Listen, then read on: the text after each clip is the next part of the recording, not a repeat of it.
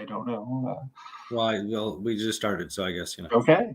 Hello, everybody. Welcome back to the Illinois Green Party series. I'm your host, David Rich. We have a special guest on tonight, Evin Rodkey, PhD in Anthropology. Hello, sir. We were just discussing beforehand, what we're going to go over and talk about. So, Evin, I'm going to let Evin take the mic here and go ahead and introduce himself.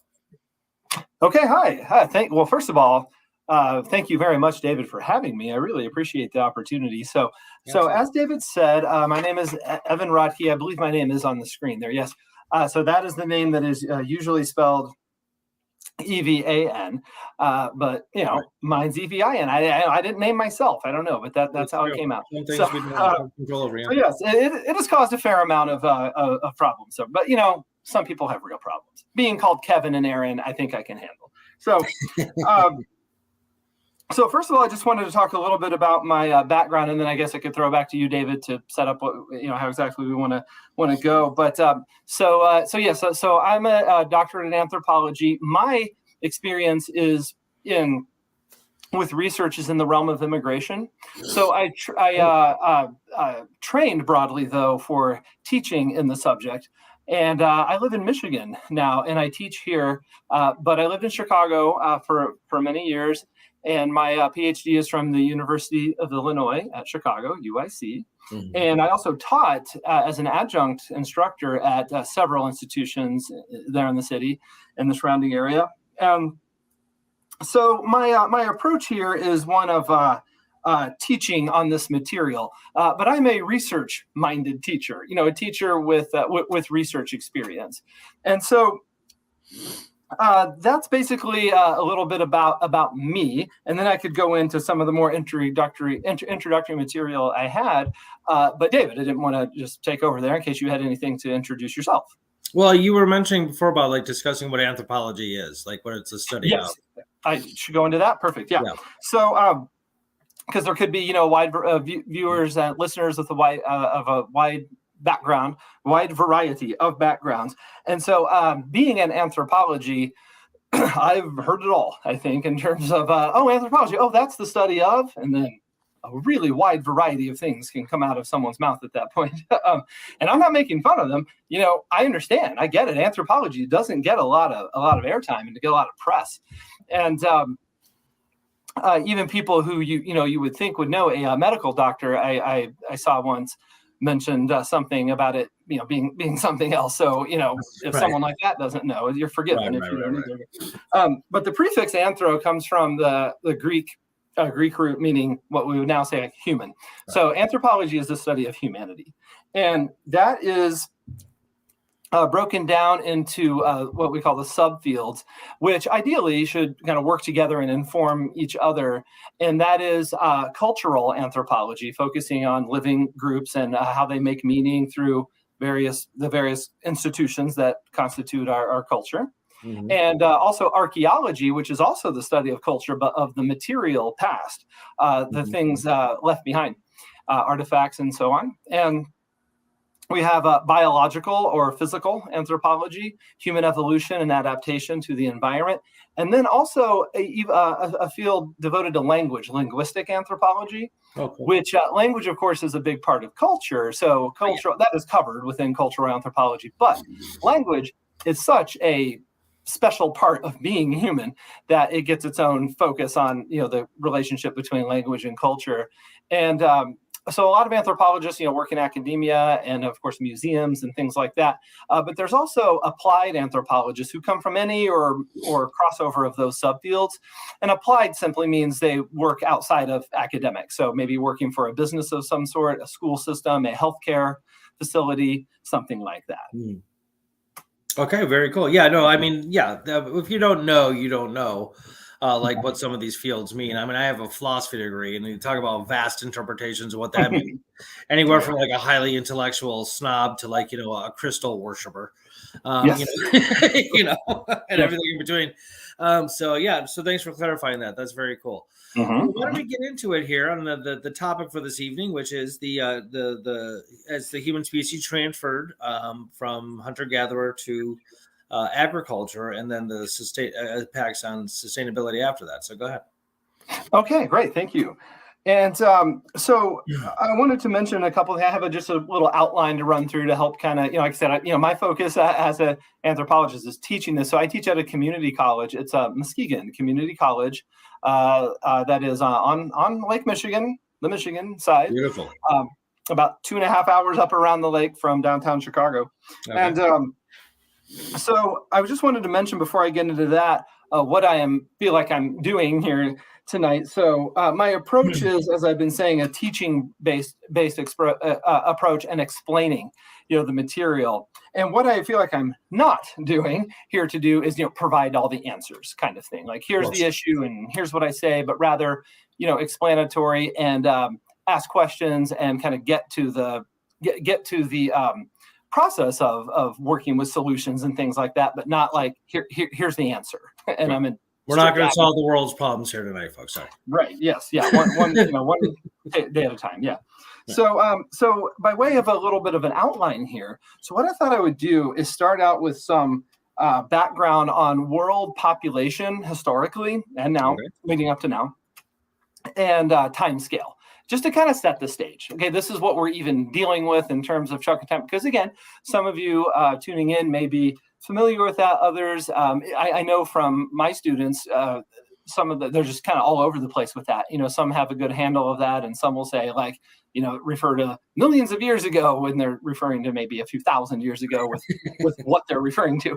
Right. And again, I understand that that's not the kind of thing that's covered a lot in school. So we'll start there, and then what I'm going to do then is move into some new research on ways of viewing this transition from the hunter-gatherer lifestyle subsistence to agriculture.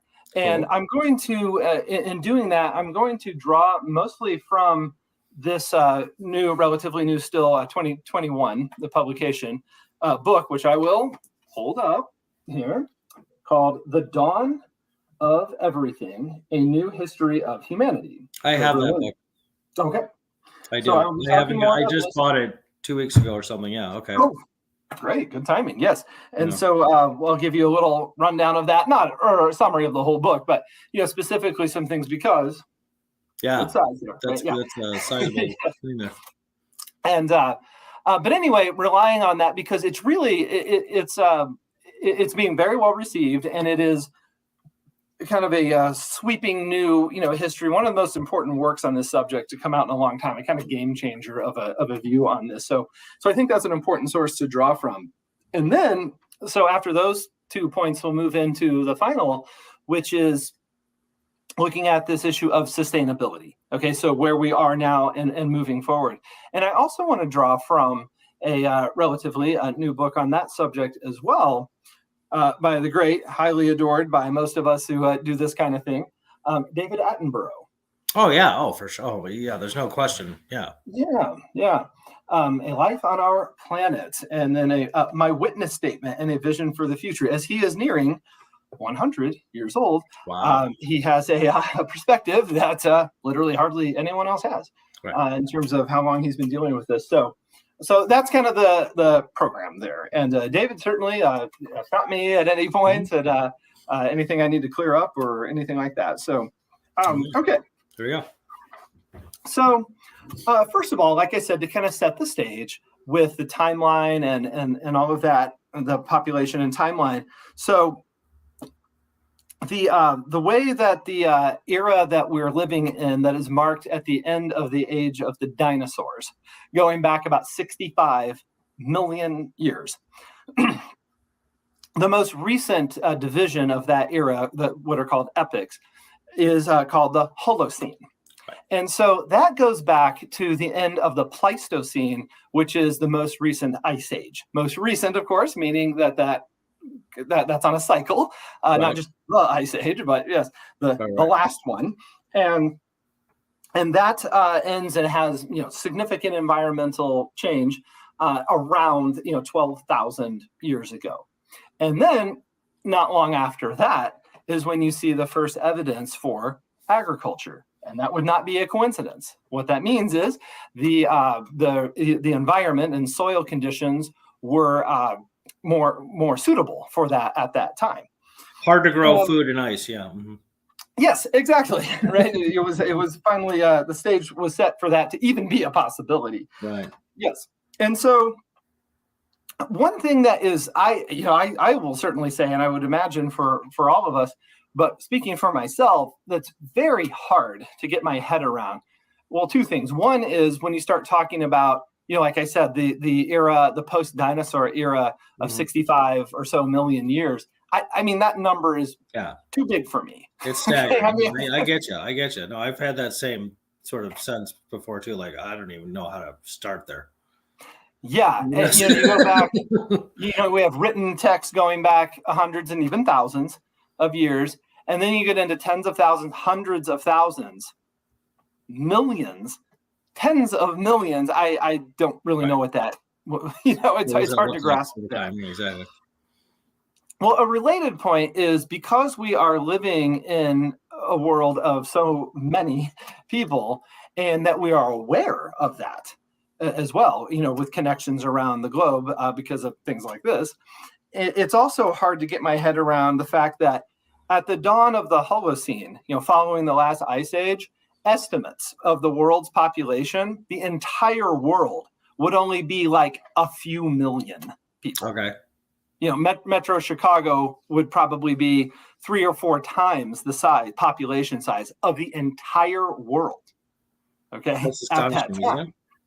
Yes. And that, like I said, that's very hard to even imagine. That changes what it even means to think of yourself as a human in the social, political, economic, etc. sense, not the biological sense, but in the humanity sense. Yeah. So that's where we kind of start this. Now, one thing that some of you may be familiar with is because it's been talked about now for several years, and it looks like it's finally getting closer. But for some years now, there's been a discussion that we are still living officially the geologic time scale by the organization that makes that official, says we are still in the Holocene. Oh, really? But some people, began to realize, but what sense does it make to say the way we're living life now and in the last century and even before that, what does that have to do with farmers from small farming villages from 5,000 years ago or something like that? And because that's what marks the Holocene, the end of the Ice Age and the advent of agriculture. Okay. But the way that is done now and the implications of that are so different from farming villages thousands or even hundreds. The technology is far different. The science of it is far more elaborate. Mm-hmm. And okay. The population size, like we were saying. Okay. So we say we're living in the same chunk of time as when there were a few million humans on the planet, and now and all these billions and living in cities and all of this and exploring space and all this stuff. Yeah, like you said, technology. Yeah, and so a new epoch of time has been proposed called the Anthropocene or Anthropocene, pronunciation there. And of course, the prefix anthro, we know, refers to human. So what that means is a new epoch of time that is marked by, an extreme human impact. Right. And then the discussion turns to, okay, well, when exactly did that start? How do we measure that? And there's been different ideas proposed going back to like kind of the Industrial Revolution era, and also the post-World War II economic boom era. And speaking of the World War II era, it's also been noted that in the summer of 1945, for the first time, a nuclear weapon was deployed. And then, of course, right after that, used against an enemy in Japan. And all the testing that went on after that out in the Western United States, and then moving to the South Pacific in the ocean, or I shouldn't say in the ocean, but around islands where marine life was affected, and of course people living on those islands affected. And so the logic there is one of the species on Earth has devised a way to destroy the Earth, to destroy itself, and take everything else living on it with it. Wow. That means we're living in a new time period. Yes. That's interesting. So that's a noteworthy marker. Yes. And there's, of course, millions of people alive today who were born before that Yeah, that's true. People born before 1945 were born into a world when that was not possible. But for most of us living today, and soon enough everyone, that is a major marker of what it means to be human with regard to that time scale. So I would definitely be one of the people on board with this idea that we are not in the Holocene in the same epoch as small people in small farming villages thousands of years ago, but rather than the Anthropocene, and living in this world-dominated or human-dominated world. Now, as far as population then, in more recent years, it wasn't until about 220 or so years ago in the early 1800s that estimates show that the world's population first reached 1 billion. So we weren't talking about billions or a billion until about just over 200 years ago, and then we are now at 8 billion. That was called by the United Nations in November of 22, so not even a year and a half ago. And in just 50 years ago, in 1974, was the estimate of 4 billion. Wow. Easy math here, right? In 50 years, it has doubled. That's crazy. Right. Someone just 50 years old. Wow. The population was half of what it is when they were born. And so it's again, like I said earlier, it's kind of hard to get your head around that kind of growth. From 1 billion to 2 billion took about 123 years, it's estimated. Okay, so from about 1804 to about 1927. And that was to double from 1 to 2 billion. Right. Okay, but then from 4 billion in the mid 70s, from 4 billion, we're only on about a 13 or 12 year adding a billion cycle now. Okay, yeah, wow, dude, that's crazy. Right. And we're probably still going that way too, huh?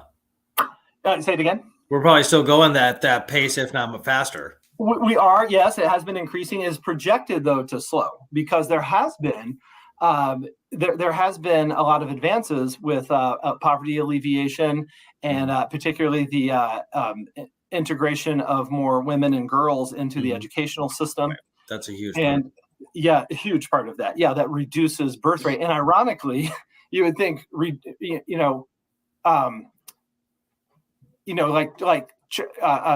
improving child mortality is actually a way to decrease the population. Right. And you think, wait, improving child mortality means more kids and they're living longer. Wouldn't that increase it? Right. No, because in those kinds of societies, people have fewer children to start with. Right. They might have 6 or 8, and then like 4 of them survive. Right. Whereas in a better child mortality situation with healthcare, they'll have 1 or 2, and that's it. Right. Yeah. Okay. So from there, I just wanted to run down as well the kind of way in anthropology and in particular in archaeology, the way that's kind of organized. So some of us are probably, or all, I'm sure, familiar with the terms that apply to what's called the 3-age system.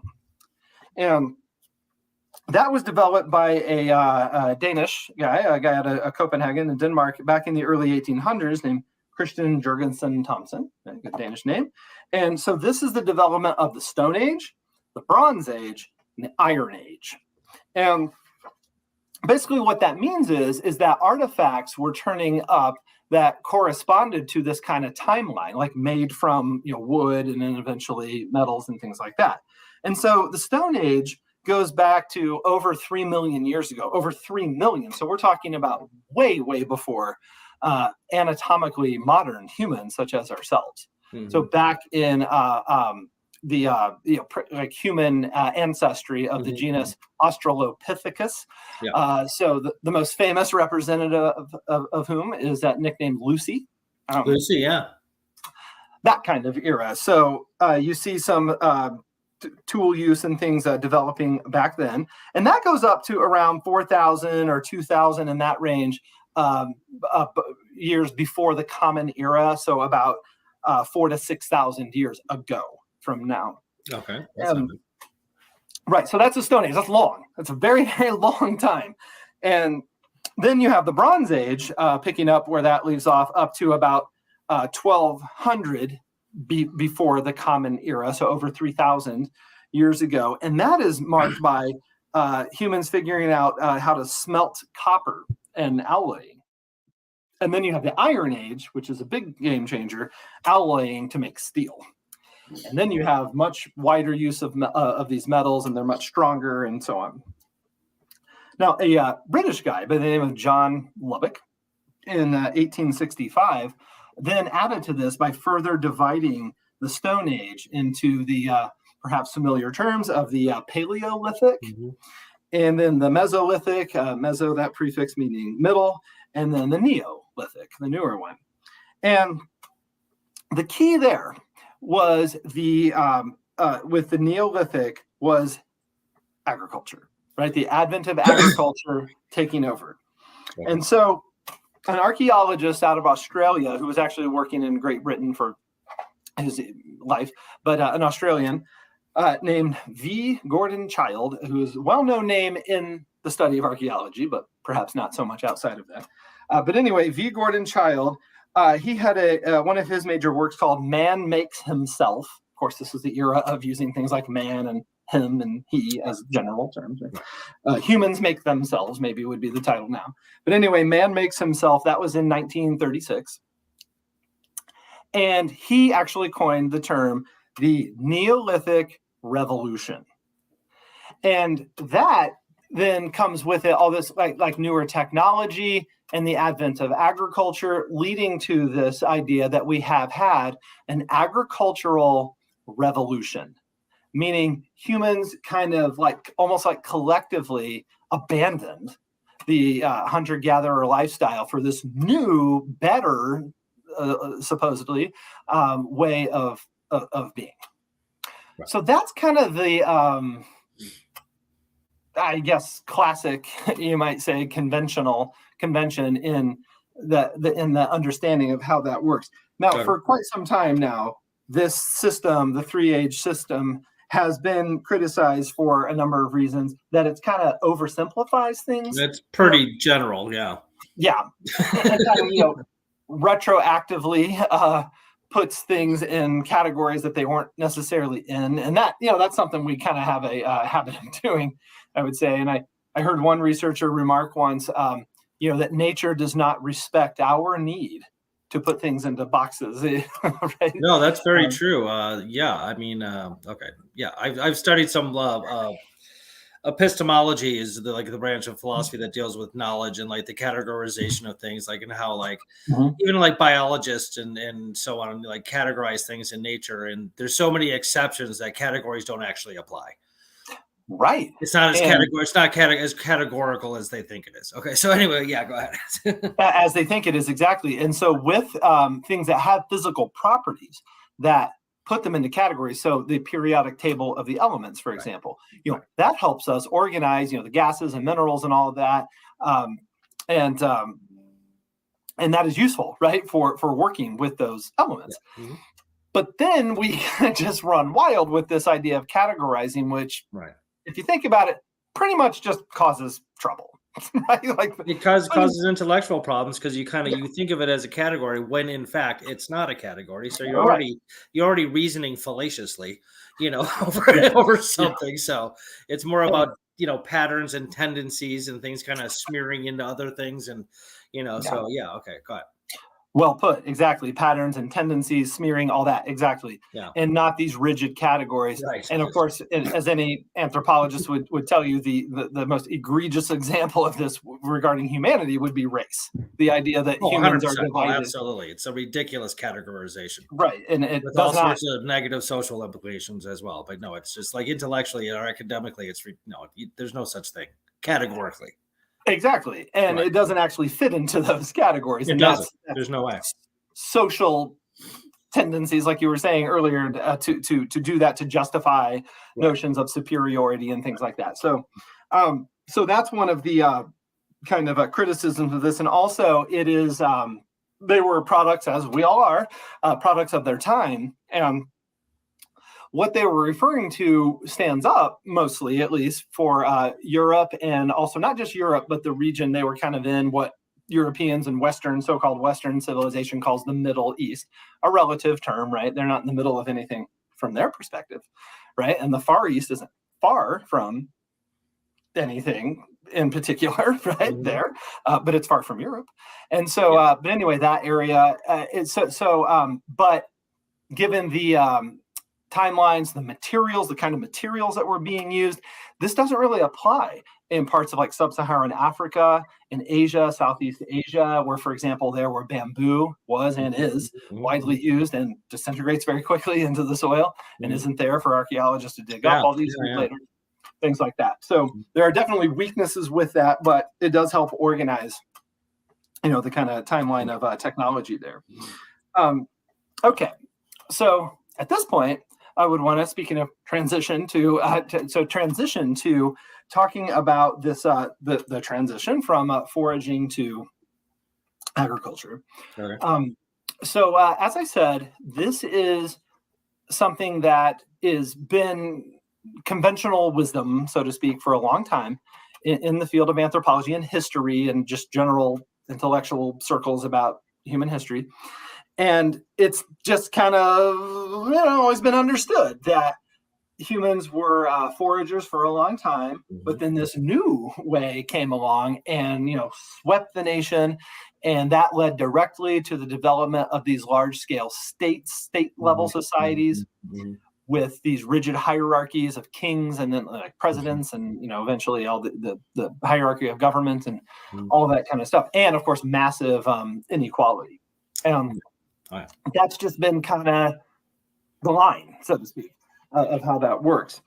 Well, that's where I will bring in this book that I showed earlier. Okay, so The Dawn of Everything, A New History of Humanity. And so a little bit of background about this. So the anthropologist himself, you can see there both names. But David Graeber, unfortunately, died at a relatively young age. He was 59 years old in 2020. And he had a sudden case of a pancreatitis and died rather suddenly there. But David Graeber was an American cultural anthropologist. That was his background. That was his training. His writing partner here, David Wingrove, is alive. He is a British archaeologist. At the British archaeologist at the University College London. And so they worked together on this book for 10 years, okay? And then they finally finished it. And then David Graeber died 3 weeks later. And so David Wingrove then got it published, and of course it is dedicated to him. And it stands as this kind of last where he actually has had some other posthumous things come out, but this major book was able to get finished in his lifetime, as it turns out, barely. Was Graeber the guy who wrote the book Debt: The First 5,000 Years? That is correct. Yes. Okay. Cool. All right. That's something I want to read really badly. Yeah. Okay. Yes. Yeah. And so he's one of the a few contemporary. Was recently one of the few contemporary anthropologists whose work is read outside the silo of the academic field of anthropology. And that one, and some of his other, the Utopia of Rules is another one like that, and some other books. Coincidentally, his birthday was yesterday. Okay, so he was born on February 12th. And speaking of anthropology related material and history, that was yesterday was also 215 years since the birth of Charles Darwin. And on the exact same day Charles Darwin was born, February 12th, 1809, so was born Abraham Lincoln. So two figures who became one in Kentucky here in the U.S., one in England, who became that prominent. All right, that's cool.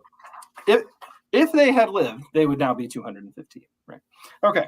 And so there, as the title suggests, a new history of humanity. So basically, it was really fascinating to me when this came out, because for several years I had thought myself and listened to others in my field essentially complain or at least lament, let's say, the fact that world history had not, and related issues, had not been explained from an anthropological perspective, not by anthropologists. Right. And I would again think myself and hear from people that what a problem that is, because in our field we focus on the lived experience of people and not just like ideas, and the research is conducted through that lens, and that then tends to give a more accurate, let's say, rendering of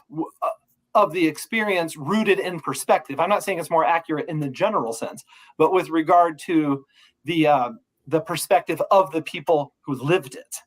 Okay, that's kind of anthropology's strength. And well, real quick, if you don't mind, that's interesting to me because I like when you think about, well, who writes about human history? Well, historians do. But where do historians get their information? I mean, from like what field of, I wouldn't call history a field of science personally, but okay. I mean, maybe there are aspects of it, but anthropology and archaeology, anthropologists and archaeologists, I'm assuming, is where they get most of their information, right? Exactly. Okay, so, but this is just putting it in the framework of what an anthropologist would say in lieu of like a historian would say, via the perspective of the people that actually lived it instead of just some sort of general, or like the winners write history only, that kind of bias. Like you can get past that. Okay. Very good reference. Yes. And that is not to say that a historical analysis that is not done anthropologically is therefore, weaker or something like that. Sure. It's just not, it's a different kind of research, and anthropologists coming from what the background they come from would say, yeah, but world history, should be told that way. Right. Okay. And I was, of course, like I said, thinking that myself and agreeing with the people who said that. But what I also noticed is, well, then why don't you do it? Go ahead. So it's terrible that these are not terrible, whatever. It's not, it's a shame that these books are these big selling and very popular books are written about, something that an anthropological perspective would really shine light on, and that's not out there. I'm like, well, that's because you're not writing it. Right, exactly. Somebody has to put pen to paper, folks. And that's what they did. That's exactly what they did. I mean, exactly what they did. Mm-hmm. And that's what they called the book, a new history of humanity. I love it. Told from that perspective. And so there is a lot, I showed the side of that book. There's a lot in that book. Yeah. And but what I wanted to focus on here is just to get right to the point, is that they quite boldly claim and true to the point, provide evidence, right? Archaeological and evidence and anthropological evidence. Yeah. Mm-hmm. Say that again. So I'm a big fan myself of evidence. Yeah, I like it. Yes. It's underrated. Yeah. These days. But anyway, they make the like I said, bold claim: no such thing as an agricultural revolution. Okay. Turning the convention on its head. And they say, we can do this because we have evidence that backs up, as opposed to and they use strong words here, like referring to that to quote them, as a fable, right? Okay. Something that gets like passed on and is just kind of assumed, but isn't necessarily supported. And so for those of us like you, David, who are into evidence, that's quite a refreshing way to look at things.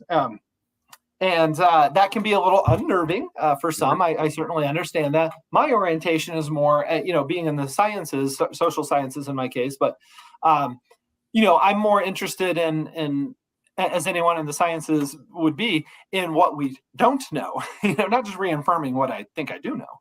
And so in that way, it is appealing. But as I was reading it for the first time, back when it came out, thinking, okay, I'm going to have to rework here. But see, that's a good thing. That means we're making progress. We're learning more.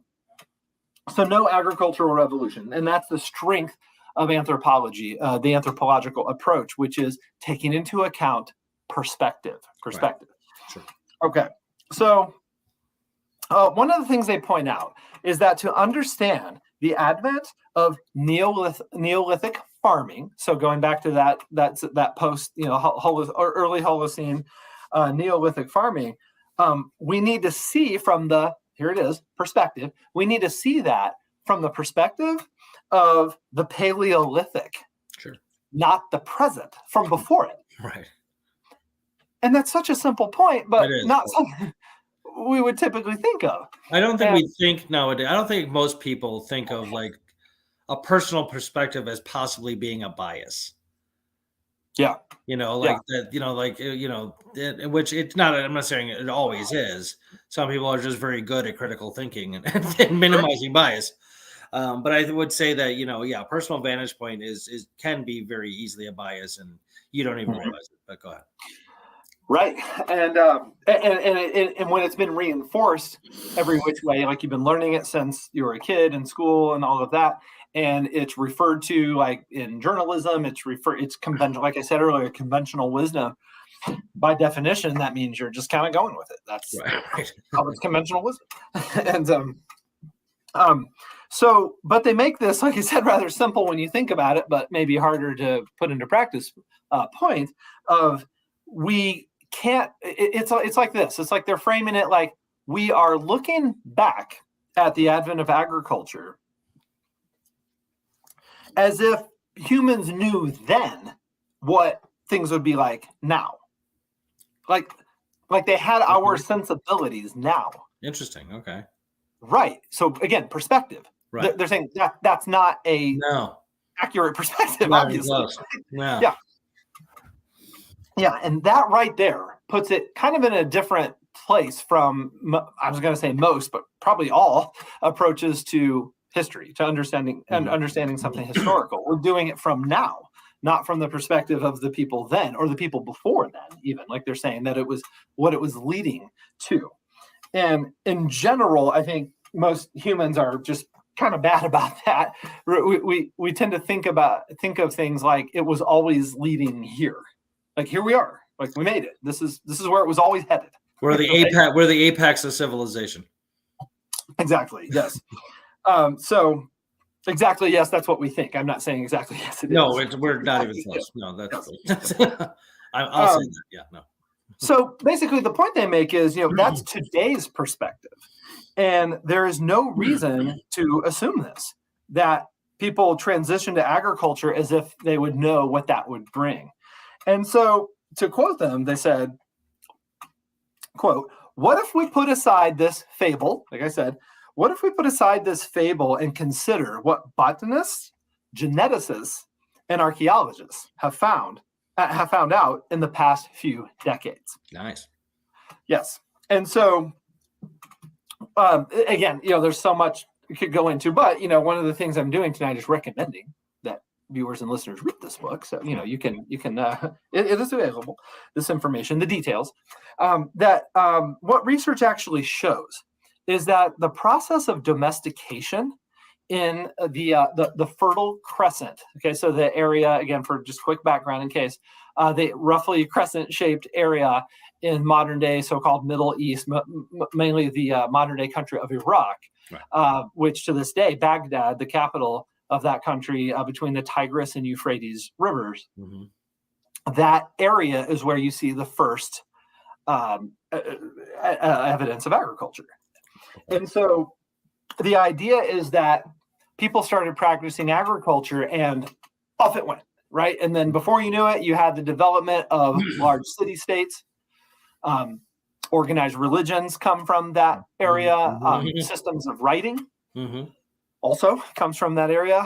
And monumental architecture, statues, all this kind of, all these markers of the large state-level society. Well, that stuff did, of course, come. But what they get from the evidence from botany, from genetics, from archaeology, etc., is that the domestication process shows a course of about 3,000 years. Okay, a 3,000-year period of domestication. Oh, okay. Yeah. And so what their point there is that a process lasting that long is not a revolution. Is not a revolution. Right. Exactly. Exactly. And also, what we know, too, from the evidence is that foragers, those hunter-gatherer, subsistence foragers, there's evidence, moved in and out of cultivation for years. So it wasn't like we're foragers and then we plant stuff in the ground and that grows and we eat that and now we're done with foraging. Right. For generations, hundreds of years at a time, foraging groups would practice domestication on some level, cultivation on some level, and then abandon it as suited their needs. Right. And so that also throws a wrench into this idea of, again, not as categorically clean as you think it was. Right. What I was saying earlier, exactly. Good hand motion. Categorically clean. Exactly. That what I said earlier about the one researcher who remarked, nature doesn't respect our need to put things into categories. And you could add to that, historically as well. We want this timeline that works for us in our head, but there's no reason for that necessarily. Right. And what that can do then is obscure our view of the evidence that might point otherwise and throw things off. Yeah. But a scientific approach by its nature should be fighting that, so to speak, should be resisting that idea. If we find out, what I tell my students, if your children or people, your children, the people who would be the age of your children, a generation later, take this class and then they come home and tell you about it. And what they tell you is pretty different from what you recall learning however many years ago. That would be good. I agree. That means we've learned more. Right. That's what we're trying to do. Right. Yes. Okay. So because humans, quote, dominate and control things now, and we certainly do. I mean, nature reminds us that we are limited in our ability to fully dominate and control things every now and then. But we do have this domination and control over other species and domestication and all that, and of course, manipulation of the environment, damming rivers and whatever, all that kind of stuff that we do, building things.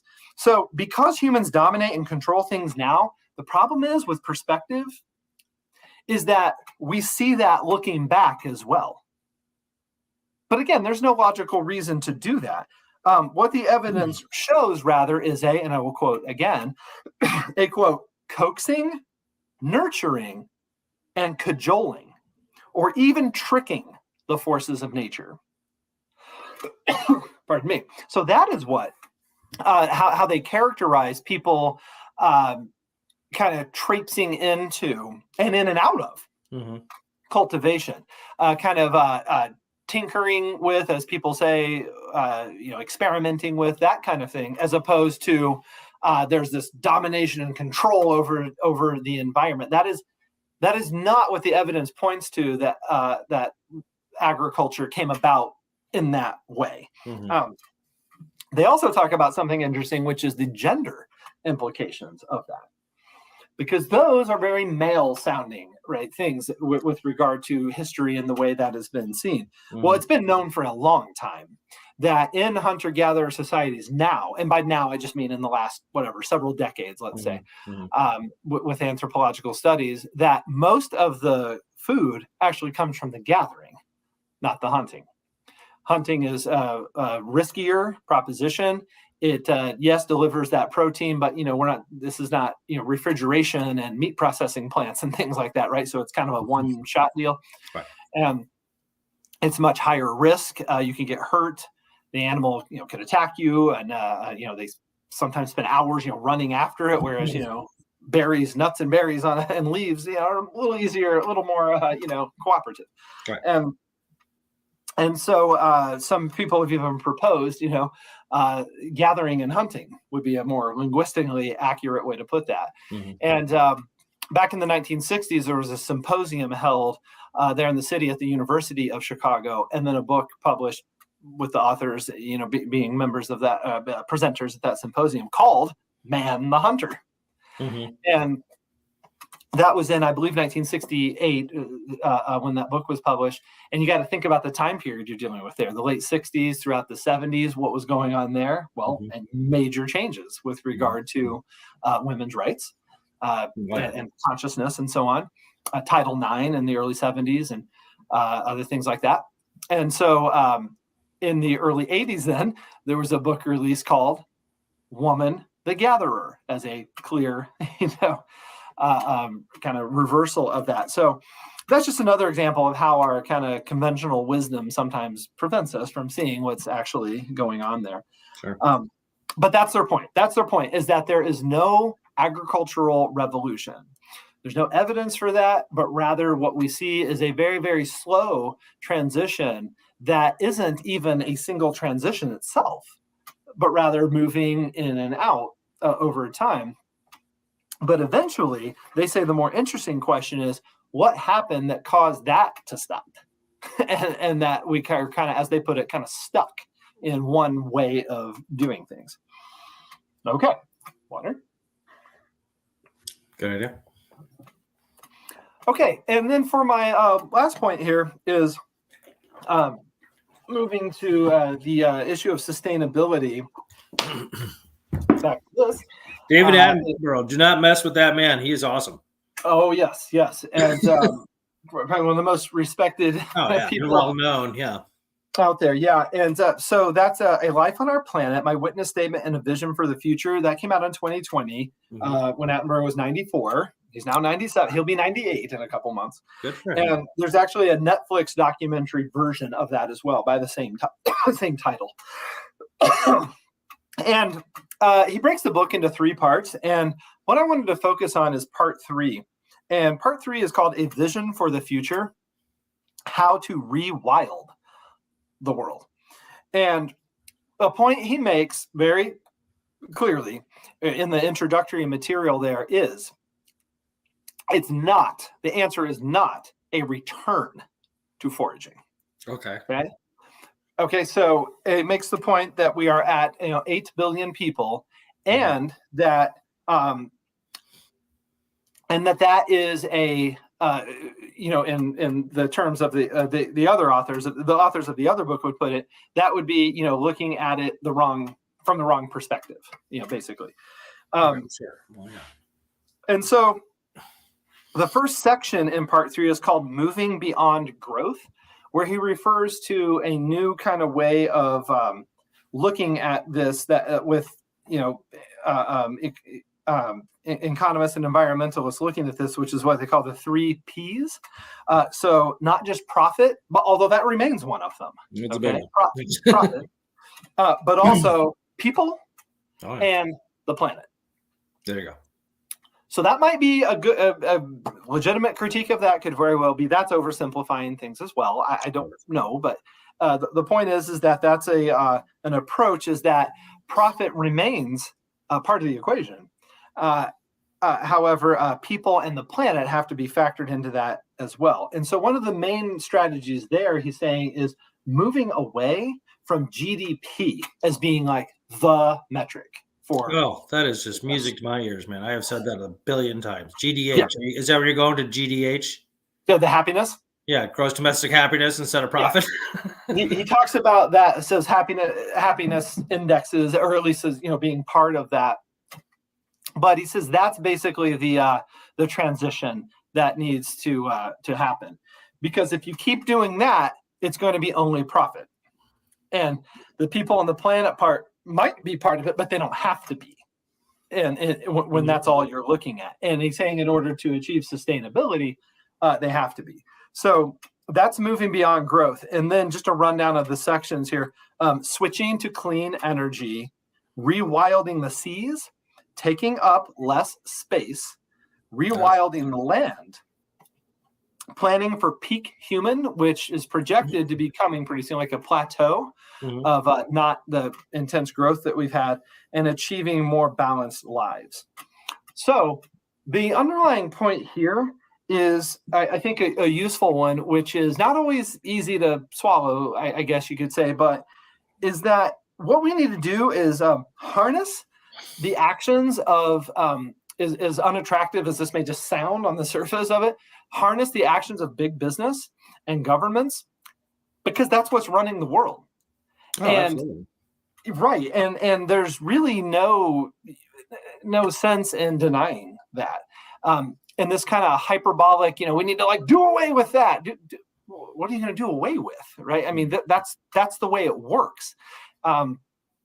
So a key characteristic of foraging groups, that you could say the key characteristic of a foraging group, is it's very small. Very small. They are small groups because they rely on reciprocity and personal relationships, and that requires very small groups in order for that to even work. And sharing, communal, this kind of thing. And remember, the population of the entire world, okay, at the dawn of the Holocene, post Ice Age, was only a few million, like we said. And people were not doing anything deliberate. They weren't like trying to live in a certain way. Right. We have to try to live in a certain way. Sure. And that's a key difference as well. Yeah.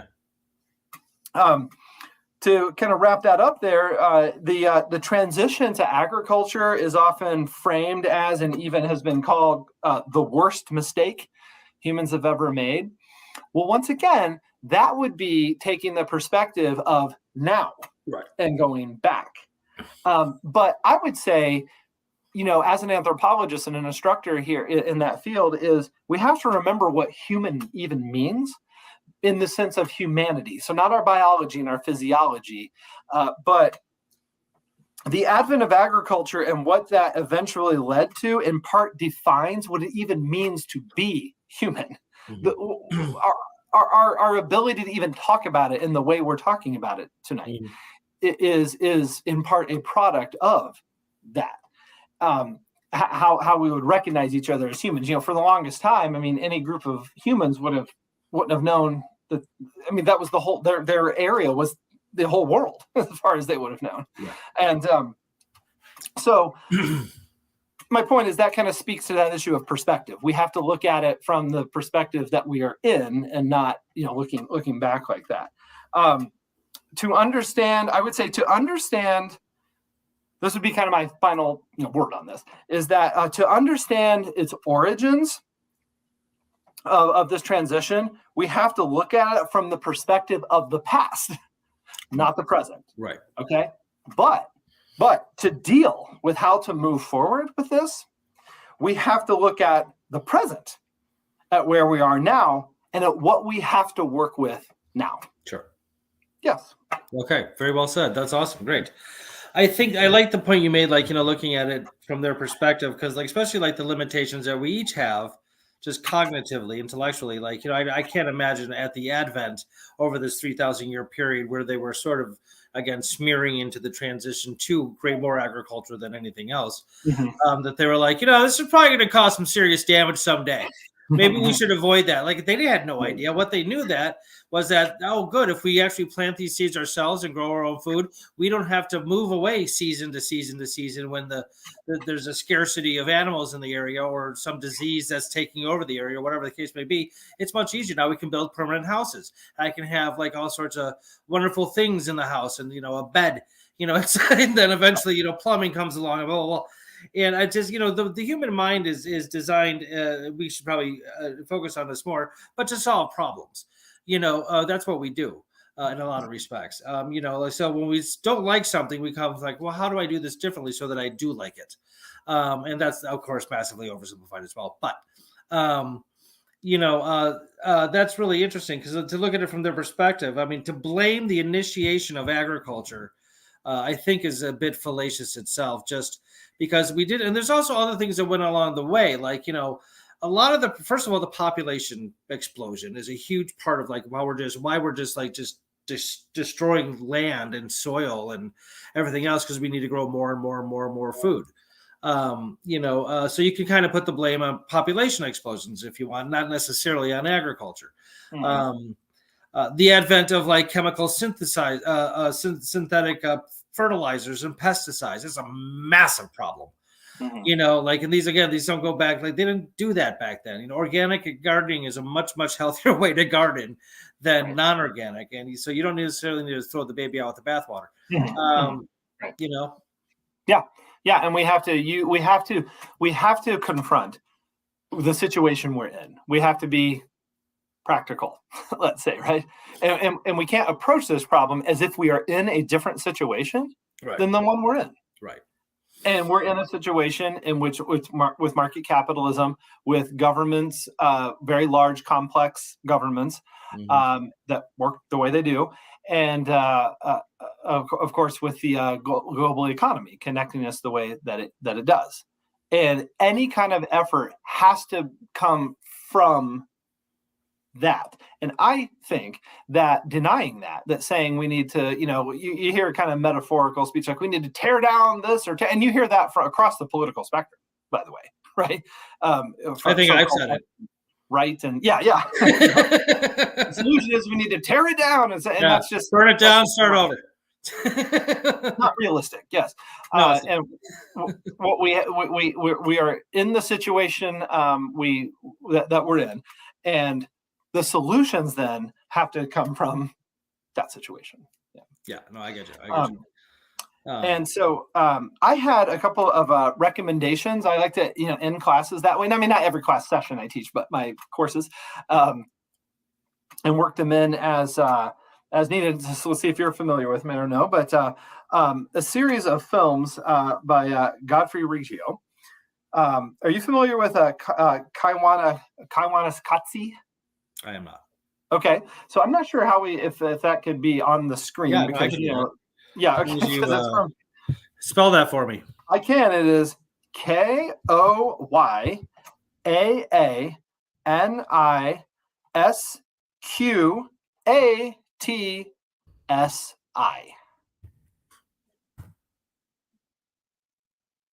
Yes. Yeah. That does not roll off the English-speaking tongue. It is from the Hopi. What's now the southwestern United States region. So this is a film that came out back in 1982. And then there are, if people look into that, they'll then get these other two because they're a trilogy. And then in 1988, a sequel was released, Kaiwanisqatsi, and then in 2002, Naikanaqatsi as well. So it is very difficult. I always try every class period. I talk about them semester end, whatever. I always think, this time I'm going to explain these very well. And I never do. They're kind of in a genre of their own, I would say.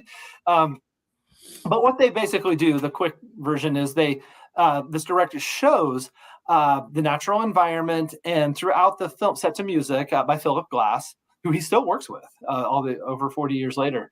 Wow. And in fact, this filmmaker is now in his 80s, and his most recent film came out last year in 23, called Once Within a Time. But he's still best known for this initial film and its two sequels.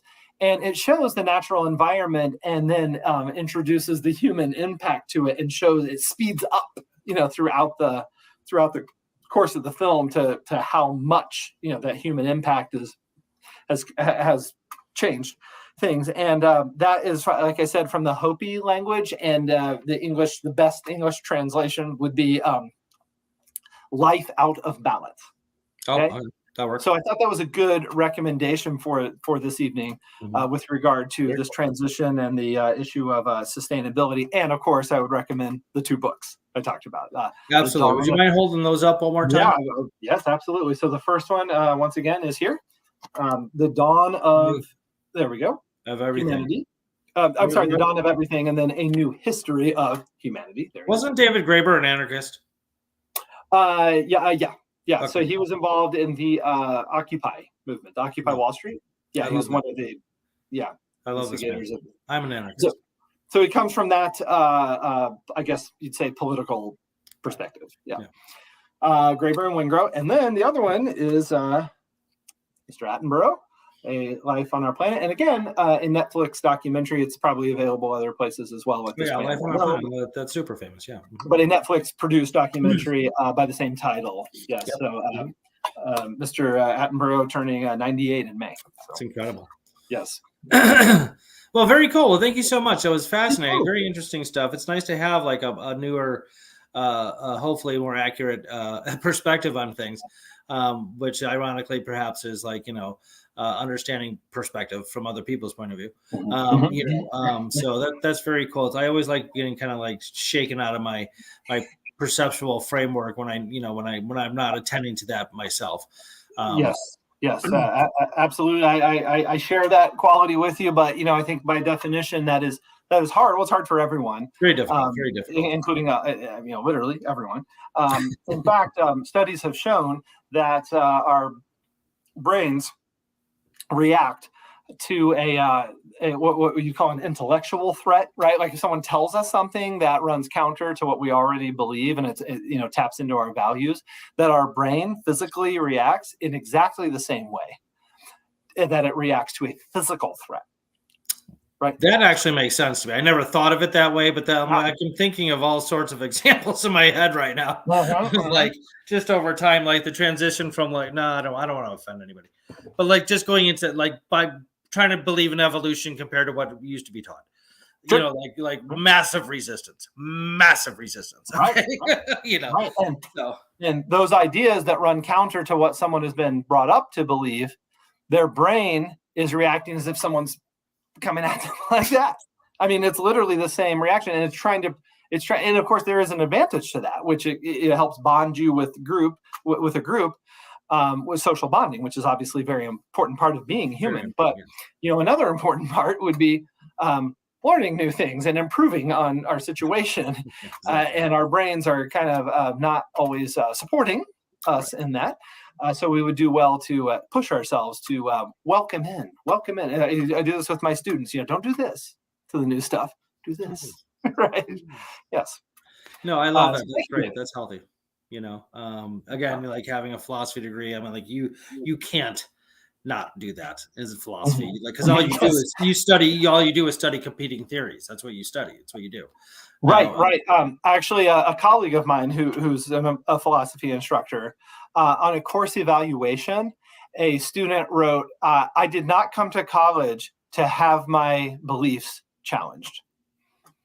Well, you're in the wrong class, buddy. That's what education in large part does. How would we define it? Yes. Exactly. So anyway, on that note, very cool. All right. So let me put your name back up here so everybody knows who you are. Oh, yes. Yeah. Okay. That's not my name. PhD in Anthropology. My name can be tricky to spell, but not that bad. Yeah. So you're good. Thank you so much for coming on. It was fascinating. It was great talking to you. I have a lot more questions about this. Well, we can talk again, David. Absolutely. I mean, I love having recurring guests on to like further and elaborate on whatever topic. Because and you definitely know what you're talking about. So that's great. So thank you, sir. Evin Rodkey, PhD in Anthropology. Thank you so much for coming on the show. Everybody, thanks for tuning in to the Illinois Green Party series. I'm your host, David Rich. Till next time, be good, be green. Hold on a second. There's a little delay here.